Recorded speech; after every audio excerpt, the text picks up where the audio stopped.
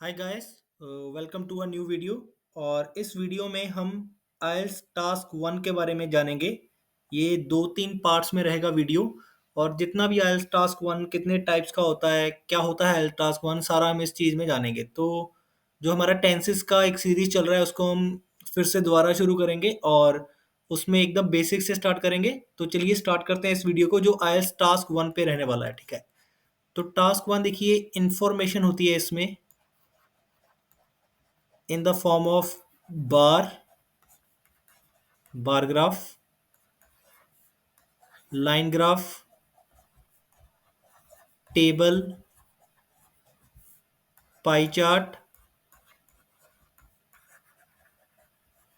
या इन सब का मिक्सचर। मतलब कोई भी दो मिक्सचर हो सकते हैं, जैसे कि बार और लाइन या बार और टेबल या लाइन और टेबल। ठीक है, तो ये होता है टास्क वन। इसके अलावा एक होता है प्रोसेस और एक मैप।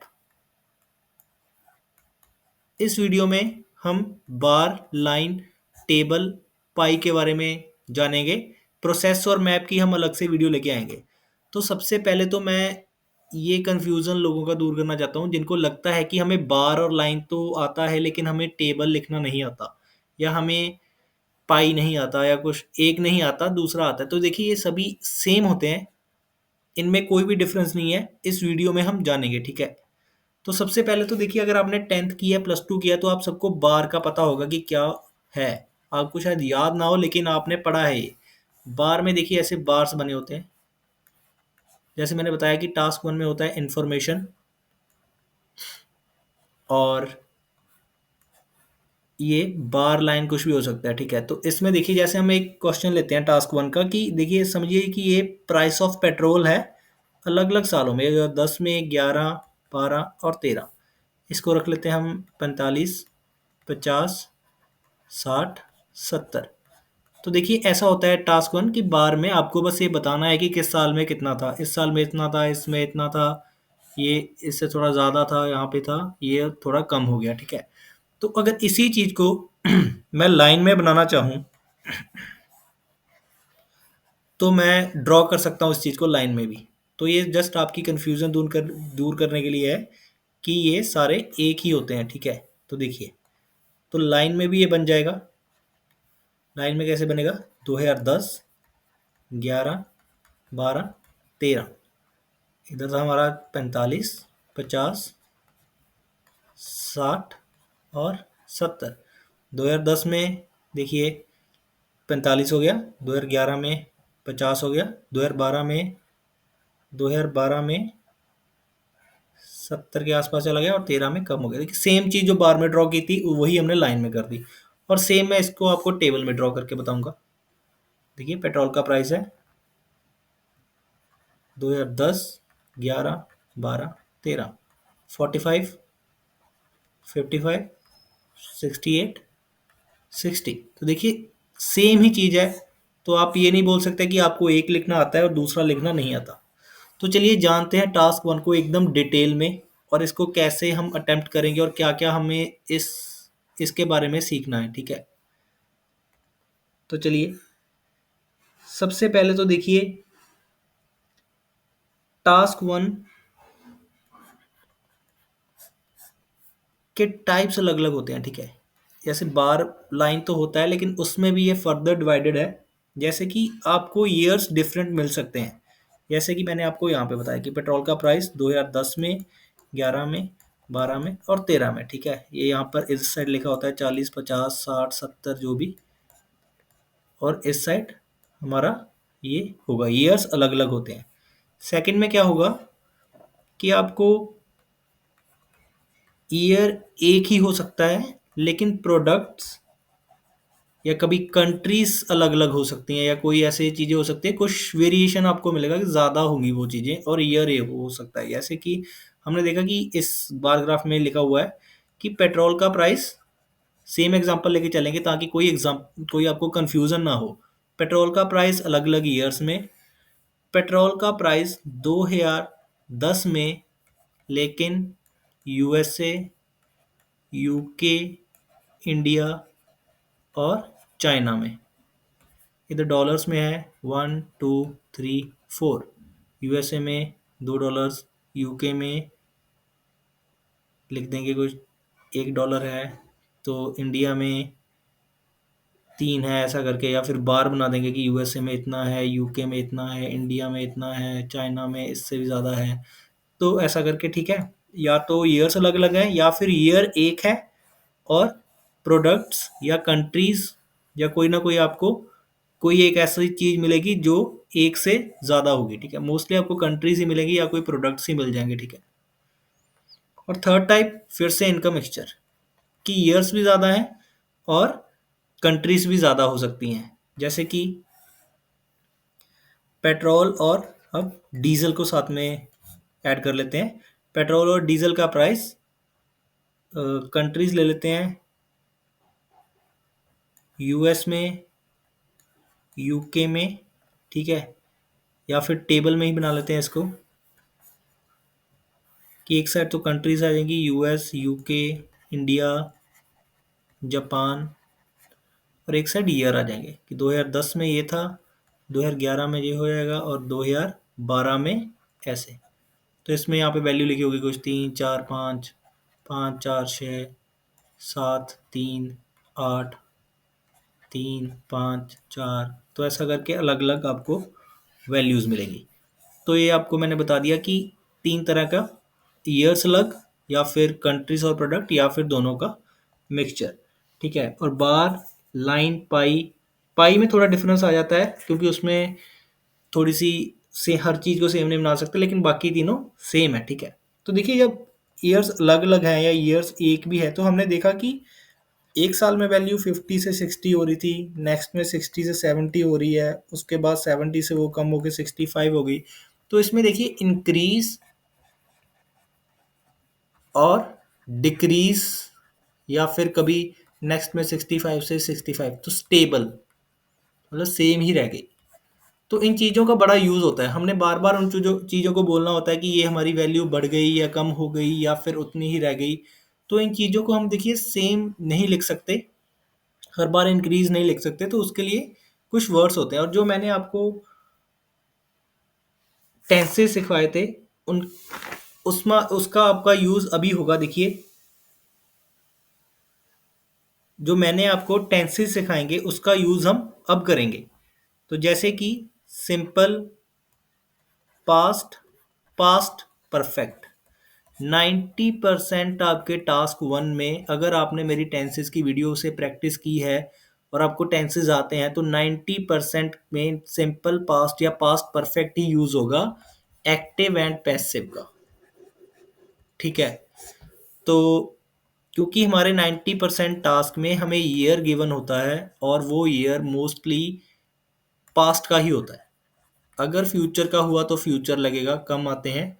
अगर प्रेजेंट का लगा तो कम आते हैं, तो हम प्रेजेंट में लिखेंगे, ठीक है। मोस्टली हम पास्ट में ही इसको लिख देंगे। तो चलिए, जैसा कि मैंने आपको बताया था कि इंक्रीज डिक्रीज का इस्तेमाल होता है इसमें हमारा, तो जानते हैं कि इंक्रीज डिक्रीज को हम क्या क्या और लिख सकते हैं। देखिए, सबसे पहले तो इंक्रीज कोई चीज़ हो रही है, हमने पास्ट में हमने देखा है कि 90% पास्ट, तो हम पास्ट में ही लिखेंगे ज़्यादा, सारी फॉर्म्स पास्ट में। इंक्रीज को एक तो इंक्रीज भी लिख देंगे, ऐसा नहीं है कि हमने इंक्रीज को लिखना ही नहीं है, इंक्रीज लिख देंगे इसको। उसके बाद रोज हो सकता है, उसके बाद एस्केलेटेड हो सकता है। इन सभी का मीनिंग इंक्रीज ही है कि बढ़ गई है कोई चीज़ दाम में, या फिर क्वांटिटी में, या फिर अमाउंट में, या फिर नंबर में, ठीक है। वेंट अप हो सकता है, जंप्ड हो सकता है। तो जैसे कि एग्जांपल भी कर लेते हैं, सब्जेक्ट लगाएंगे। सब्जेक्ट क्या था, जैसे कि हमारी पेट्रोल की कीमत, तो the price of petrol. Simple past में बनाना है तो सब्जेक्ट के बाद वर्ब की सेकंड फॉर्म आएगी, या फिर वॉज वर्ब के साथ हमारा थर्ड फॉर्म आएगी। तो इस बात में आपको बता दूं कि इसमें अगर लगाना है तो इंक्रीज डिक्रीज्ड ईडी हम जब भी लगाएंगे इंक्रीज्ड या डिक्रीज्ड में, तो उसमें वॉज वर आगे नहीं लगाएंगे, वो मोस्टली एक्टिव में ही बनेंगे। ये मैंने आपको अभी बता दिया कि एक्टिव में ही बन जाएंगे हमारे ज़्यादातर, पैसिव में भी बनेंगे, लेकिन जब इंक्रीज्ड और डिक्रीज्ड लगाएंगे या फिर रिमेन स्टेबल लगाएंगे तो उसके साथ हम वॉज वर यूज़ नहीं करेंगे। इंक्रीज, ये आपको बाद में भी मैं बता दूंगा। तो प्राइस ऑफ पेट्रोल, जैसे इसमें से कोई भी लेते हैं, वेंट अप कि बढ़ गया कितना, टू से पहले ईयर में 50 था, नेक्स्ट में 60 हो गया, तो 260 इन द नेक्स्ट ईयर, कि नेक्स्ट ईयर में 60 हो गया हमारा। ठीक है, तो ये मैंने आपको एग्जांपल बता दी। वेंट अप की जगह आप इंक्रीज लगा दो, एस्केलेटेड लगा दो, रोज लगा दो, जंप लगा दो, आप कुछ भी लगा सकते हैं। ठीक है, तो ये थे हमारे इंक्रीज के सारे वर्ड्स। एक बार दोबारा रिवाइज करवाते हैं। इंक्रीज्ड, रोज, एस्केलेटेड, वेंट अप, जंप्ड। ठीक है, तो ये हमारे, हम ऐसे इंक्रीज को लिख सकते हैं। नेक्स्ट है डिक्रीज। डिक्रीज को हम और क्या लिख सकते हैं? तो देखिए, डिक्रीज को एक तो डिक्रीज्ड ही लिख देंगे, सेकंड फॉर्म। मैंने बताया कि इसको भी लिखना है, ऐसा नहीं कि हम इसको बिल्कुल ही ना लिखें, डिक्रीज्ड भी लिखेंगे। उसके बाद ड्रॉप्ड आ जाता है, कोई चीज़ कम हो गई। उसके बाद फेल आ जाएगा, गिर गई, कोई चीज़ कीमत में गिर गई या फिर नंबर में गिर गई, उसको हम बोल सकते हैं कि ये चीज़ कम हो गई। डिक्लाइंड आ जाता है, डिक्लाइन हो गई, कम हो गई। और या फिर डिप, एक वर्ड होता है, इसमें सिंगल में पी आता है, डिप्ड में डबल पी आ जाएगा, डिप्ड हो गई। इसका भी हम सेंटेंस बना लेते हैं कि the price of petrol, subject लगा दिया प्राइस ऑफ पेट्रोल सारा। उसके बाद क्या हुआ? कम हो गई, फेल। फ्रॉम, कहाँ से? 60 से लेके, फ्रॉम 60 टू 55, फेल हो गई कहाँ से? देखिए, हमने बोला कि 60 से 55 चली गई, तो from 60 to 55 in the third year. Third year में 60 टू 55 हो गई, तो ऐसे सेंटेंस बन जाएगा। ये देखिए, हमारा सब्जेक्ट लगा हुआ है, सब्जेक्ट, वर्ब। इसके बाद हमने बस बताना था कि फेल हुई है, तो या तो हम सीधा बोल सकते थे फेल 255 भी बोल सकते थे, जैसे लास्ट सेंटेंस में इंक्रीज में किया था यहाँ। लेकिन हमने देखा कि हमने एक्स्ट्रा थोड़ा सा ऐड कर दिया कि 60 से 55 होगी, तो फ्रॉम 60 टू 55। ठीक है, तो ये हमारा डिक्रीज का हो गया, और ये सारे वर्ड्स हो गए डिक्रीज के। क्या क्या हो गए? एक तो डिक्रीज ही हो गया, उसके बाद ड्रॉप्ड, उसके बाद फेल, डिक्लाइंड, देन डिप्ड। उसके बाद हमने देखा था कि कभी कभी चीज़ 55 से 55 रह गई, या फिर 55 से हमें लगा कि 44.5 के आसपास है या उससे ज़्यादा, तो ये भी लगभग सेम ही है। तो जब चीज़ कोई हमारी सेम रह जाए, तो उसको हम बोलेंगे रिमेन्ड सेम, रिमेन्ड स्टेबल, या फिर रिमेन्ड अनचेंज्ड।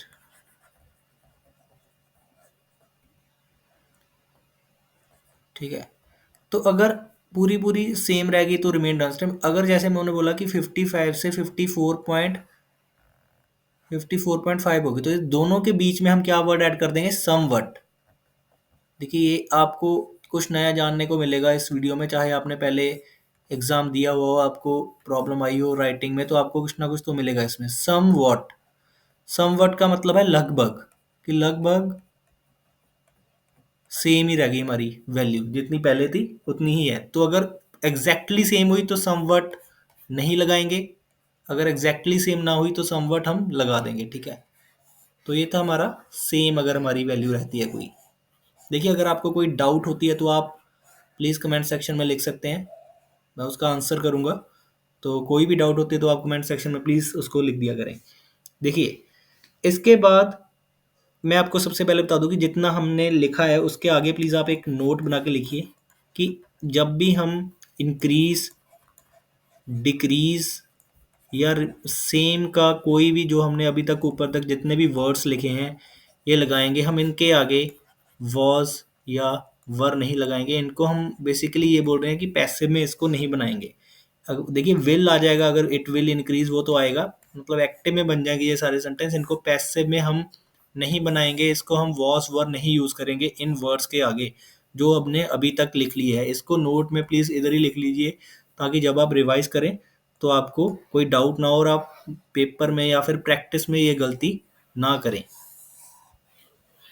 उसके बाद नेक्स्ट। देखिए कभी कभी क्या होता है कि जैसे हमने देखा कि कोई चीज़ 50 से 52 हो गई, या फिर 54 से 59 हो गई, और उसके बाद हमने देखा कि वो 59 से 85 हो गई। ये देखिए ये थोड़ा चेंज है, ये ठीक ठाक चेंज आया। यहाँ पे हम बोल देते हैं कि चलिए 65 हो गई, ये ठीक ठाक चेंज आया। और इधर 65 से 85, ये बहुत ज़्यादा चेंज आया। तो इन चीज़ों को भी हम किस हिसाब से लिखते हैं कि या तो ठीक ठाक चेंज, उसका तो हमने अभी तक पढ़ लिया कि इंक्रीज हुआ है या डिक्रीज हुआ है, ठीक है। उसके बाद थोड़ा चेंज या फिर बड़ा चेंज, इसको हम क्या लिखेंगे, क्या एक्स्ट्रा करें। देखिए अगर हमने लाइंस रिपीट की तो उसके तो हमें मार्क्स मिलेंगे नहीं बार बार, तो कुछ चेंज क्या करें तो उसके लिए जानते हैं, इसकी भी हम साथ में ही प्रैक्टिस करेंगे। तो देखिए अगर बिग चेंज हो, अगर चेंज बड़ा हो, चाहे वो इंक्रीज हो चाहे वो डिक्रीज हो, कुछ भी हो, लेकिन अगर बड़ा चेंज है तो उसके वर्ड्स होते हैं कंसिडरेबल। इन सब वर्ड्स का मीनिंग है काफ़ी। इन सब वर्ड्स का मीनिंग काफ़ी इस यहाँ पे काफ़ी हो जाएगा, लेकिन इसको आप दो साइड से लिखिएगा प्लीज़। एक आप कंसिडरेबल लिख लीजिए और कंसिडरेबली भी लिख लीजिए। मैं आपको बताऊंगा कहाँ कंसिडरेबल लगेगा, कहाँ कंसिडरेबली लगेगा। इस वीडियो को अगर आप देख रहे हैं, आपको कुछ ना कुछ सीखने को ज़रूर मिलेगा। एंड तक देखिएगा प्लीज़, ठीक है। नेक्स्ट, सिग्निफिकेंट,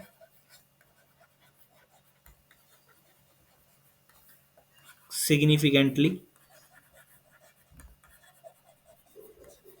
नेक्स्ट, ड्रास्टिक, पहले इस साइड के लिख लेते हैं।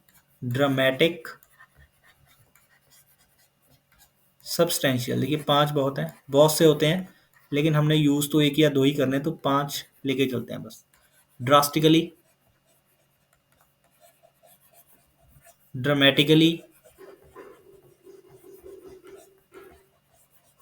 और सब्सटेंशियली।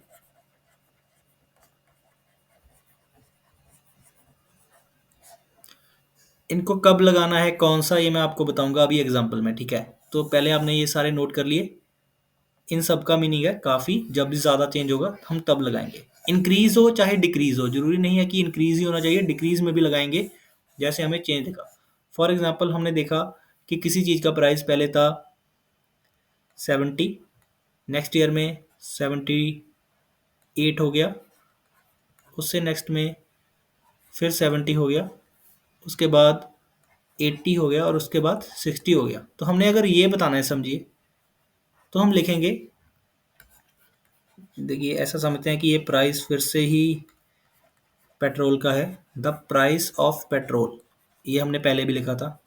क्या हुआ है, कम हुआ है, तो कोई भी वर्ड लगा देंगे। सपोज कीजिए डिक्रीज लगा देंगे, डिक्रीज्ड।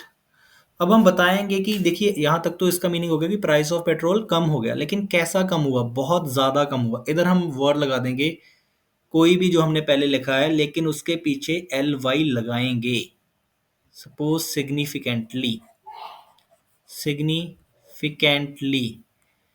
तो देखिए कोई भी वर्ड हो उसके पीछे एल वाई लगाएंगे, अगर हम इस हिसाब से लिख रहे हैं। देखिए डिक्रीज्ड जब आ गया, अगर हमने वर्ब लगाई है और वर्ब को बता रहे हैं कि वर्ब कैसी हुई, ये देखिए ये एडवर्ब एडजेक्टिव हैं, ये सारे। ये आपको मैं नेक्स्ट जो मैंने बताया आपको कि एक सीरीज शुरू करूंगा टेंसेस की, एकदम बेसिक से, उसमें बताऊंगा। लेकिन अगर आप आयल्स कर रहे हैं तो आपको ये जानने की अभी ज़रूरत नहीं है। आप ये देखिए कि अब वर्ब आ गई, उसको बताएंगे कि डिक्रीज कैसे हुआ है, तो एल वाई लगाना है। इसको नोट में ही बना के नीचे लिख लीजिएगा। पहले सेंटेंस कंप्लीट कर लेते हैं। Price of petrol decrease significantly from, कहाँ से, फ्रॉम 80 टू 60, और यहाँ पे ईयर बता देंगे अगर है तो, सपोज 2018। और नोट में इसको नोट कर लीजिए कि जब भी वर्ब लगाएंगे या फिर इंक्रीज्ड या डिक्रीज्ड लगाएंगे, तब हम एल वाई वाले वर्ड यूज कर लेंगे। और बिना एल वाई के कैसे आएंगे, कब आएंगे, ये भी एक सेंटेंस टाइप होता है, वो मैं आपको बाद में कराना है, लेकिन आपको एक बता ही देता हूँ इधर भी। तो जैसे मैंने बता दिया कि there a considerable, considerable change was observed in 2018, the price went from this to this। ये आपको आगे बताऊंगा मैं सेंटेंस टाइप में। तो फिलहाल मैंने आपको बता दिया कि एल वाई कब लगना है, आप बस यू वही याद रखिए। नेक्स्ट देखिए, अगर हमारा चेंज स्मॉल है, अगर स्मॉल चेंज है तो क्या लिखेंगे? जैसे कि कोई चीज़ पहले सिमिलरली हम ले लेते हैं कि स्मॉल, पहले लिख लेते हैं कि स्मॉल चेंज है तो क्या लिखेंगे, और इसकी एग्जांपल साथ में ही करेंगे। स्मॉल चेंज, देखिए स्मॉल चेंज है तो सपोज कीजिए पहले कोई चीज़ 60 थी, उसके बाद 70 हुई, फिर उसके बाद 85 हुई, और उसके बाद 83 हुई, और उसके बाद 71 हुई। एक स्मॉल चेंज आ गया इसमें, जस्ट दो का डिक्रीज आया है। तो इसको हम देखिए वर्ड्स हमारे होते हैं, लिख लेंगे फिर से, slight, slightly, minimal, MINIMAL, minimally, MINIMALLY। Then देखिए मैं आपको एक और बात बता दूं इधर साथ में, जब भी इंग्लिश में ALY हो, कभी ALY नहीं होता, हमेशा ALLY होता है, तो आपकी स्पेलिंग मिस्टेक नहीं होगी, ठीक है। इसमें हम एक वर्ड और लगा सकते हैं, जैसे कि मार्जिनली होता है, नेग्लिजिबल होता है, नेग्लिजिबल, नेग्लिजिबली, इन सभी का मीनिंग है कम, इन सभी का मीनिंग है कम चेंज। वहाँ था काफ़ी, इसमें है कम, ठीक है, थोड़ा या कम। और इसको लिख सकते हैं बाय अ स्लाइट मार्जिन, या फिर by a narrow margin. Narrow कम होता है, तो बाय अ नैरो मार्जिन ऐसे भी बता सकते हैं इसको, ठीक है, हम जब कम चेंज हो। लिख लीजिएगा प्लीज़, एल वाई कब लगना है वो आपको बता ही दिया मैंने, ये कब लगेगा बाद में बताऊंगा। Slight, slightly, minimal, minimally, negligible, negligibly, और by a slight margin, by a narrow margin, by a minimal margin, कोई भी वर्ड आ जाएगा, नेग्लिजिबल मार्जिन भी आ जाएगा, ठीक है। तो इसका भी एक सेंटेंस कर लेते हैं, जैसे कि ये हमने देखा कि 85 से हमारी चीज़ क्या हो गई, 83। तो इसको देखिए 85 से 83 अगर हमने बोलना है तो इसको लिखेंगे कि द प्राइस ऑफ, देखिए बहुत ज़्यादा हो गया पेट्रोल, अब डीजल कर लेते हैं, डीजल कहीं गुस्सा ना कर जाए। The price of diesel fail, गिर गया, स्लाइटली, थोड़ा सा, टू 83। एक और बात, वॉज नहीं लगाना है कभी भी। जब भी हम इंक्रीज या डिक्रीज का कोई भी वर्ड यूज करेंगे और उसके बाद हमने वैल्यू बतानी है, वैल्यू मतलब नंबर बताना है, उस टाइम हम हमेशा टू लगा के नंबर बताएंगे, या आप याद कर लीजिए, या बाय लगा के भी होता है, लेकिन अगर आप स्टार्टिंग में है तो टू लगा के ही देखिए, ठीक है, टू लगा के ही आएगा। बाय में एक्चुअली क्या करना पड़ता है, हमें हमें सब्सट्रैक्ट करना पड़ता है, 85 में से 83 निकालेंगे तो बाय टू आ जाएगा, इंक्रीज्ड बाय टू, या फिर इंक्रीज्ड, सॉरी यहाँ पे आएगा जैसे डिक्रीज्ड बाय टू, या फिर डिक्रीज्ड टू 83। तो यहाँ पर आप टू याद कर लीजिए, फिलहाल बाय को हम नेक्स्ट थोड़ी आगे जाके करेंगे, फिलहाल आप टू से काम चलाइए। देखिए ये हो गया हमारा स्मॉल चेंज। तो स्मॉल चेंज में हमने देखा कि तीन वर्ड्स आए थे, स्लाइट, मिनिमल, मार्जिनल भी आया था, और एक नेग्लिजिबल, या फिर by a narrow margin, slight margin, या फिर नेग्लिजिबल मार्जिन। और लगाना कैसे है, एल वाई वर्ब के बाद हम लगा देंगे, ठीक है। इसके बाद जैसे कुछ बिग चेंज है या बिग इंक्रीज है, तो उसके कुछ वर्ड्स होते हैं, जैसे कि सोर, सोर का मतलब ही होता है कि काफ़ी बढ़ गया, या फिर कोई चीज़ स्काई रॉकेट हो गई, स्काई रॉकेट का मतलब है कि कोई चीज़ काफ़ी इंक्रीज हो गई, आप लिख लीजिए यहाँ के साथ कि काफ़ी इंक्रीज पर यूज़ होगा ये वर्ड, काफ़ी इंक्रीज। नेक्स्ट, काफ़ी डिक्रीज पर क्या यूज़ होगा, काफ़ी डिक्रीज पर देखिए यूज़ होगा, जैसे कि प्लंज हो गया, कि कोई चीज़ प्लंज्ड होगी, सेकंड फॉर्म में लिख लेते हैं इसको भी, और इधर भी ईडी कर लेते हैं, प्लंज्ड हो गई। प्लंज्ड में प्लमेट होता है, प्लमेटेड, इस दोनों का मतलब है काफ़ी डिक्रीज हो गया। देखिए काफ़ी सेम रह गया तो कुछ हो नहीं सकता कि हमारी चीज़ काफ़ी सेम रहेगी, लगभग सेम रहेगी हो गया, तो उसका मैंने आपको बता दिया कि सम वॉट, ठीक है। अब करेंगे हम इसके आगे, इसके आगे कुछ हम देखते हैं कि कभी कभी क्या होता है कि जब बार ग्राफ होता है, जैसे यहाँ पे हमें बना होता है 40, 50, 60, 70 और 80, तो हमारी वैल्यू होती है यहाँ पे। देखिए ये ना 40 है और ना ही ये 50 है, और ये 45 भी नहीं है, तो हमने देखा कि 40 से बस थोड़ी सी ज़्यादा है, या फिर यहाँ पे ले लेते हैं कि ऐसे यहाँ से हमारी वैल्यू है यहाँ से, देखिए ये 70 नहीं है कहीं पर भी, ये 70 से थोड़ी सी कम है। तो इसको हम क्या लिखेंगे जब हमारी वैल्यू बहुत ही किसी चीज़ के पास है, जैसे कि कोई होल नंबर है 40 50 60 65 45, यहाँ पर भी हमें जो नंबर मेंशन है हमारी एक्सिस के ऊपर, वहाँ पर अगर जो नंबर है उसके अगर आसपास हो तो हम क्या लिखेंगे। देखिए एक होता है अप्रॉक्सीमेशन, मतलब कि लगभग, तो इन वर्ड्स का इस्तेमाल करेंगे हम जो इस के अंदर आएंगे, जैसे कि एक तो सीधा साधा अप्रॉक्सीमेटली, अप्रॉक्सीमेटली देखिए मैं हर चीज़ आपको एग्जांपल के साथ ही करवाऊंगा। About,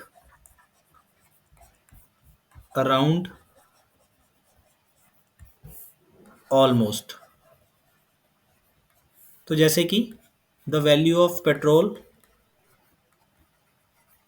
the price of petrol was कितना, अप्रॉक्सीमेटली, अप्रॉक्सीमेटली कितना 40 इन 2008, 2008 में लगभग 40 था, 40 नहीं था हमें भी पता है, या फिर अप्रॉक्सीमेटली 40 था। इसको हम और भी काफ़ी तरीकों से लिखेंगे, वो आप आगे देखेंगे। लेकिन उससे पहले एक नोट, क्या नोट, हमने देखा कि इंक्रीज्ड या डिक्रीज्ड में, देखिए आप ऐसे ही लिखिए प्लीज़, जो मैं बोल रहा हूँ आप लिख लीजिए। इंक्रीज या डिक्रीज्ड में 2 लगाकर वैल्यू बताई गई थी, लेकिन अगर इंक्रीज डिक्रीज ना हो, अगर हमने ऐसे बताना हो कि किसी चीज़ की वैल्यू इतनी है, तो वो वॉज या वर, मोस्टली वॉज के साथ ही, अगर प्रेजेंट में है तो इज के साथ या आर के साथ या फिर विल के साथ लगेगी, मतलब हमारी कोई हेल्पिंग वर्ब के बाद वैल्यू लगेगी। देखिए बीच में हम कोई भी वर्ड फिट कर सकते हैं, या जैसे हमने वहां पे भी किया था कि फेल 240 नहीं बोला था, या फेल 283 नहीं बोला था, हमने बोला था फेल स्लाइटली, थोड़ा सा बीच में कोई वर्ड आ गया, लेकिन जब वैल्यू आएगी तो 83 के साथ आई थी। सिमिलरली यहाँ पर अगर अप्रॉक्सीमेटली बीच में लगा दी, लेकिन जब वैल्यू आएगी तो वॉज के साथ ही आई है, ठीक है। तो ये नोट में लिख लीजिएगा, इंक्रीज डिक्रीज के साथ टू के साथ, और वॉज वर नॉर्मली अगर हमने बोला है कि इतनी वैल्यू है या थी 2008 में, ठीक है। इसके बाद देखिए और भी होते हैं कई सारे वर्ड्स, जैसे कि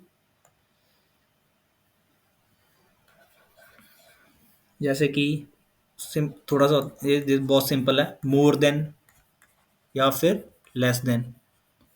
सिंपल सेंटेंस बनेगा इसका भी कि price of petrol was, the price of petrol was, देखिए इधर मैं लगा सकता हूं कि लेस देन 40, तो भी सेंटेंस ठीक है। लेकिन अगर मैं इसके बीच में लगा दूं कि मैंने देखा था कि थोड़ा सा ही कम है, स्लाइटली लगा लेता हूं इधर, स्लाइटली लेस देन 40, और भी बढ़िया सेंटेंस हो गया। तो ये वर्ड हम यहाँ फिट कर सकते हैं, अदरवाइज ऐसे सेंटेंस बन जाएगा, ठीक है।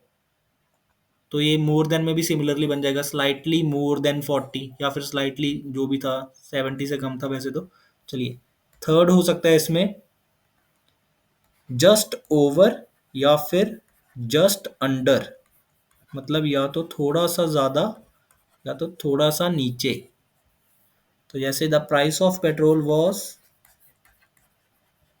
Price of diesel was, diesel बुरा मान गया था, the price of diesel was, यहाँ पर स्लाइटली नहीं आएगा, जस्ट अंडर ही आ जाएगा, जस्ट ओवर आएगा, ओवर था, जस्ट ओवर 40, 40 से थोड़ा ऊपर है, ठीक है, जस्ट ओवर में। इसमें आप लिख सकते हैं कि इसमें स्लाइटली आ सकता है या कंसिडरेबली है, स्लाइटली लिख लीजिए, इसमें नहीं आएगा, ठीक है।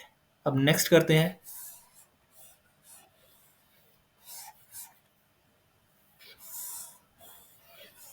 इसमें देखिए और भी आ जाएंगे काफ़ी, जैसे कि मैंने आपको बताया कि स्लाइटली तो आ ही जाएगा, उसके अलावा और बहुत सारे वर्ड्स होते हैं, जैसे कि क्लोज टू होता है कि क्लोज टू 40 था, या नियर बाय 40 था, ऑलमोस्ट मैंने शायद आपको बता ही दिया है। तो ऐसे सारे वर्ड्स आ जाएंगे अप्रॉक्सीमेशन में, या आप लोगों ने यूज़ करने हैं।